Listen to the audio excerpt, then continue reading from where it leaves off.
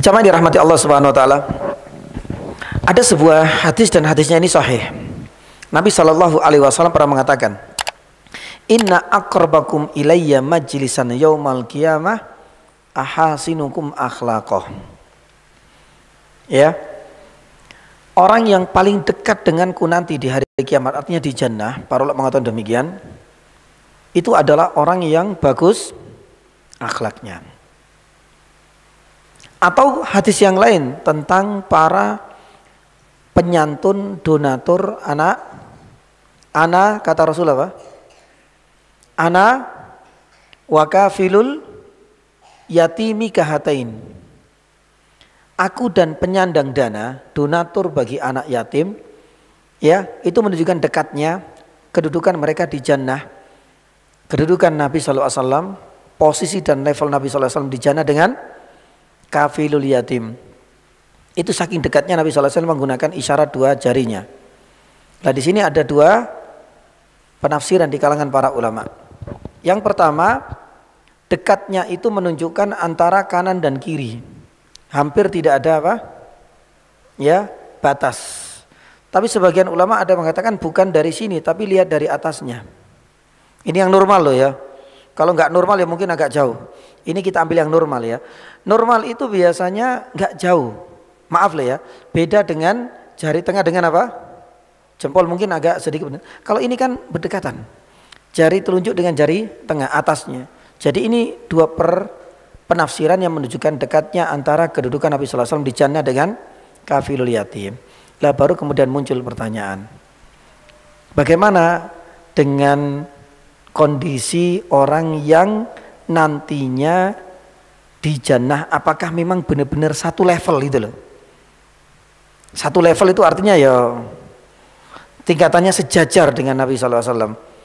Termasuk orang yang memperbanyak yakni salawat, orang yang selalu menjawab yakni salawatnya Nabi sallallahu alaihi wasallam, itu juga banyak seperti itu. Sama juga dengan donatur, penyandang dana anak yatim, atau orang yang bagus akhlaknya. Apakah sejajar itu pertanyaannya?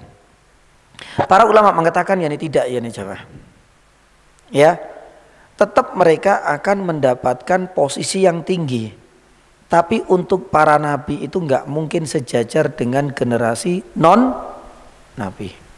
Apalagi Nabi Shallallahu Alaihi Wasallam nggak mungkin ya sejajar dengan manusia-manusia biasa dengan yakni kita.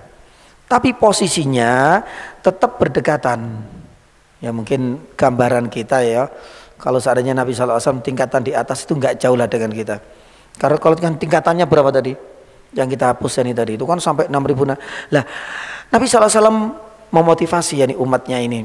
Salah satunya lewat bacaan Al-Quran. Salah satunya dengan menjadi penyandang dana anak yatim, salah satunya dengan memperbagus akhlak. Ini akan mendekatkan level kita dengan Nabi Shallallahu Alaihi Wasallam, tapi nggak mungkin sejajar.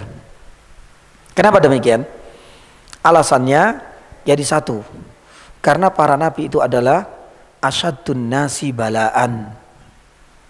Mereka sudah dinaskan oleh Allah orang yang paling berat apanya? Ya. Paling berat ujiannya. Dan ujian kata Nabi sallallahu alaihi wasallam, inna idhamal jaza ma'a idhamil yani bala. Jadi besarnya, tingginya ya level kedudukan di jannah itu nanti setara dengan besarnya apa? Yani ujian. Maka enggak mungkin, ini juga sebagai bukti ya keadilan Allah. Lawang kita di Indonesia, di Mojokerto nyaman-nyaman kok seperti ini. Nabi SAW diusir, Nabi SAW itu dilempari. Seumur-umur alhamdulillah kita nggak pernah dilempari kan. Terus kemudian nanti sejajar dengan Nabi SAW, para ulama nggak mungkin. Ya, karena ujian yang dialami oleh para nabi, para utusan, ulul azmi, apalagi Rasul SAW sendiri, itu lebih berat. Tapi tingkatannya insya Allah nggak jauh beda. Artinya maaf, yakni bahasanya para ulama itu masih bisa menjangkau jelas posisi di atas kita, yaitu posisi Rasulullah Sallallahu Alaihi Wasallam. Entah berapa tingkatan wallahu taala alam, tapi masih berdekatan meskipun tidak sejajar. Allahu taala alam. Seperti itu penjelasan dari para ulama.